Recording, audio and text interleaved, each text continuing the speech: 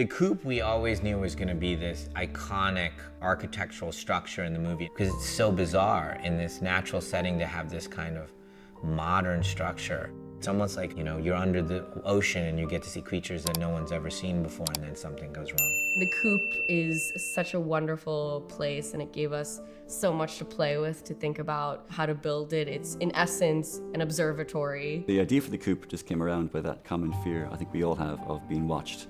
Kilmartin built it because he needed a safe shelter to conduct his research in the woodland, because obviously he learned enough to know that come nightfall it's not the safest place to be. It was supposed to be an observatory of them, of these creatures, but ultimately it became the cage for human beings. Where the bird is kind of her pet, we kind of become the watcher's pets.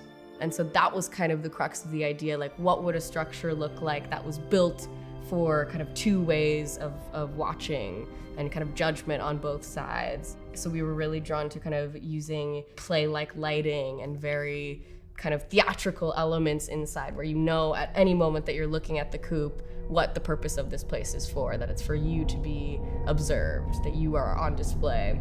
Even the furniture, like, it's all kind of slightly faced out and it's like a proscenium. Good evening! What a show we have for you tonight. Certainly was a vision for both of us to really work on those ideas of containment and claustrophobia. Even within the forest and the coupe, there's that kind of desire to escape, but there's also the need for safety. The solidity of the build and the use of materials, things like this raw concrete, toughened glass, steel. Kind of leaning into the brutalist architecture and colors and textures. There was that sense of being safe somewhere, but also needing to escape from it. So there were two sets, which hopefully nobody knows until now, but we had one on the stage and we had one out in the forest. And a lot of our work is kind of bringing those two pieces together. So that was challenging in itself because we had to put it right into the middle of the forest. Seeing it for the first time on camera, the hardness of the concrete and how alien it looked against the lushness of the forest. And it looked exactly like the concept art. So it was like, wow, that's so cool. One of the challenges that we came across in production design was the coupe mirror. It was a bit larger than expected, and there's actually no real way to get one plate of glass to fit that whole thing. So it's made from 4 individual pieces of glass, but even each one needs a mixture between kind of 6 and 8 people to lift each piece. Even the transitions between scenes that we were shooting that had the mirror in and the mirror out had to be really precisely scheduled. It was kind of like an architectural marvel to try and get them in place and create this feeling of one big mirror. Freddie and I kind of talked about dimensions, and I kept saying, like, go bigger, like, let's make it big. And we ended up kind of coming out with this really massive, omnipresent thing that I think feels really scary. We decided for the mirror, we have to do it in sections, and then for transitioning to glass, we would just have it clean, no glass, and VFX will add that glass back in, as well as comp in the whole forest beyond it. In the beginning, the first was all concentration was on this set, the coupe, which was a very hard finish for the construction and painters to get because of that concrete finish, and it's kind of a real concrete they poured. And each corner is like a vignette. So that is kind of a Victorian section there with the wingback chair, the gramophone. Then this is kind of a bit of mid-century over there with that telly and that couch. Then we have kind of got the Victorian-y kind of 30s bed. So you'll see that it's very sparse, and I think that was Ishana and Ferdia, the designer's idea. The drawings on the floor, the charcoal drawings that Mina's character, Dakota's character, does, that took, for us to do, was an overnight job to get that down, and there was about 3 people with ladders all, doing it around the furniture. It's wild to be shooting in there, like looking at yourself the whole time. I think even for the actors is a very specific thing that you don't think about how that's gonna feel. You're kind of isolated and you're there to be watched. There's kind of a big window, and when that's out, it's just all the crew looking in at them. So they come on stage and you can see the whole set, so no one else can be in there. And it's very interesting how that kind of shifts even their bodies and their performance. I think there's a very kind of theatery approach to the scenes in there. It's been an interesting world to get immersed in because you're kind of doing these scenes and filming these scenes with a very large mirror and kind of forced to look at yourself, which was strange at first, but it kind of also added to the sort of uneasiness that the characters might also feel. It's a really beautiful set, really beautifully crafted. It's very big, so that's made it kind of much easier for the camera team to be able to come in and do certain moves, you know, pull walls away so that you can get cranes in. The level of craftsmanship in bringing this to life is just surreal. I mean, it's probably one of the most unique aspects that we have in the story as well. And the sad thing is, as much as they hate being in there under this light and being watched constantly, it is the only safe place in the woodland. So it is their protector, but it's also their destroyer, slowly, slowly whittling away at them.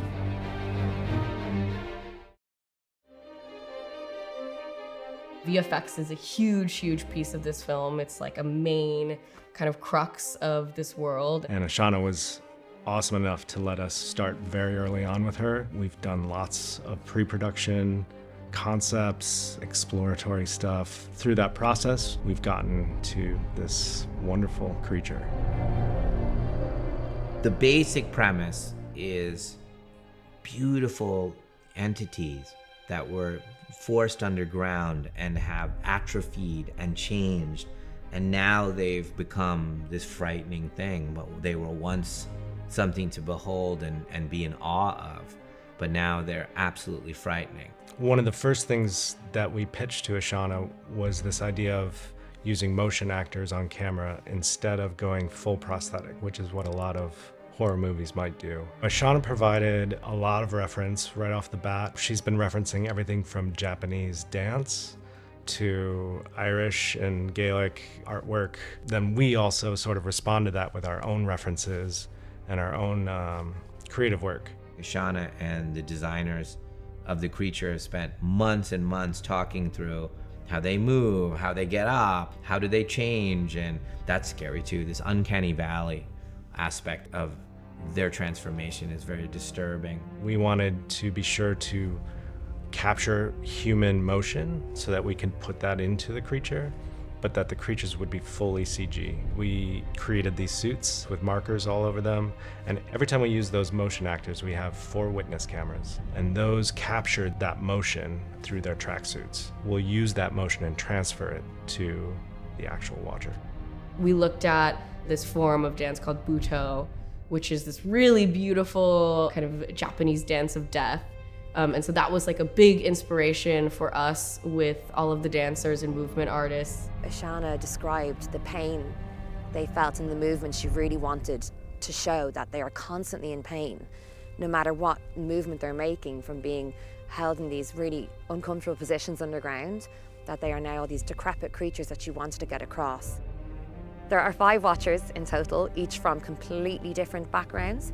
We've got one from hip-hop background, contemporary background, circus background, contortionist background, and they're just 5 completely different ways of moving that have come together, and they're just the greatest and most creative group of people I've worked with. I couldn't have asked for a better group of watchers. It's very much a team effort. Yeah, it's cool to see like what other people think of the watchers, but it also influences how you move as well. There's a lovely kind of space for kind of creation where everyone can put the 2 cents in. Ishana was watching every video I sent of individual watchers in groups, and we had so many ideas.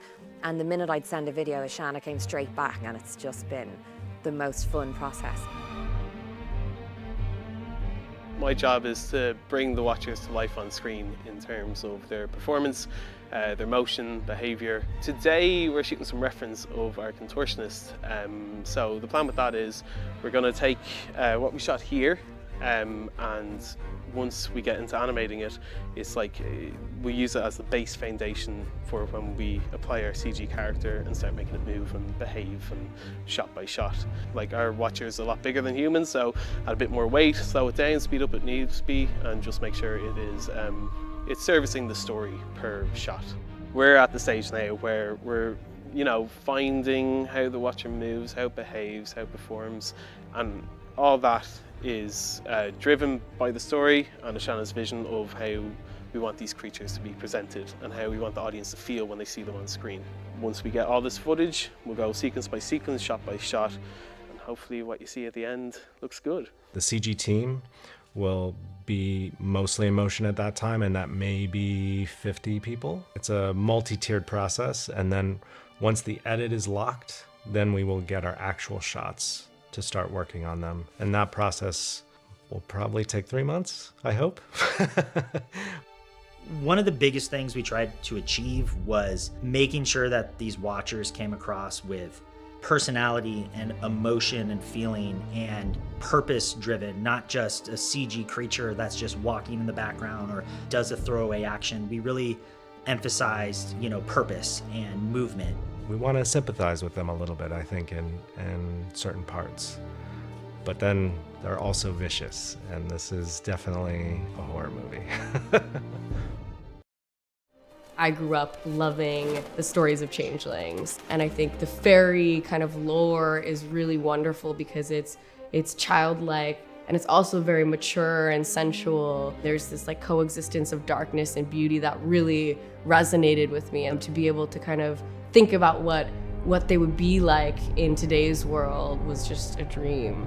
I've been writing Gothic horror stories for 10 years now, so they've always been set in like the 19th century. They've always had a very particular vibe to them. So I wanted to do a story that was more contemporary and a blend of the Gothic, that kind of styling and atmosphere, but also with Irish folk horror, because I don't think it's been tapped, and it's a wonderful source. Basically all the stories we hear growing up, they're all, in essence, horror stories. The Watchers were inspired by a race called the Tuatha De Danann. These kind of ancient fairy creatures who are these tall, statuesque, beautiful, godlike creatures who come into society. They were wonderful craftsmen. They were renowned for their art. They were just beautiful. And then when the Milesians came to Ireland in 1700 BCE, and they were to become the Irish people, they banished the Tuatha De Danann underground. So we've combined the Tuatha De Danann with another element of Irish folklore, which is the changeling. So the changeling was this shapeshifter. So I've taken this ability, this unique trait that the changelings have, and given this to the Tuatha De Danann. Because they're changelings, they naturally adapted to the darkness of their environment. So eyes became nocturnal. Skin over time became susceptible to daylight, like it became like a weakness to it. They just became the Watchers because they were imprisoned under there. They became leaner and longer. The claws and the teeth were better for digging out tunnels, and over the centuries they just forgot who they were. And now, after all these centuries, they're different and dark, and they're angry and vengeful. 104, take 3. Ishana's vision, she put a wonderful emphasis on the mythology and how the ancient Irish history is woven into the horror of the Watchers. Throughout the process, my goal was just to deepen this kind of idea of getting to know a species like the Tuatha. That was like the main kind of driving force as I was redrafting scripts. It was just me wanting to go deeper and imagining like Madeline needs to have a real name. She needs to have a name that she's referred to by her own kind. Inricton was a name for Madeline that Ishana came up with. A loose translation would mean kind of the strange one, which makes perfect sense for Madeline because she doesn't really fit in anywhere. Madeline was looked upon by the others as, something, an oddity, or even resented. So she really didn't have a home. There's so much more to her than just another Watcher who was left above ground when they were banished under.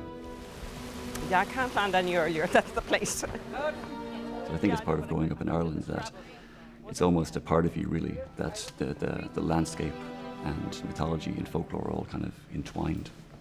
I think that these old stories, because they're such a part of the Irish psyche, I think that a lot of us would still in some way kind of believe them. Like, surely there's a reason why they've survived all these centuries. There might be some little grain of truth that's kept it alive, and that's all you need, really, to make the horror more believable.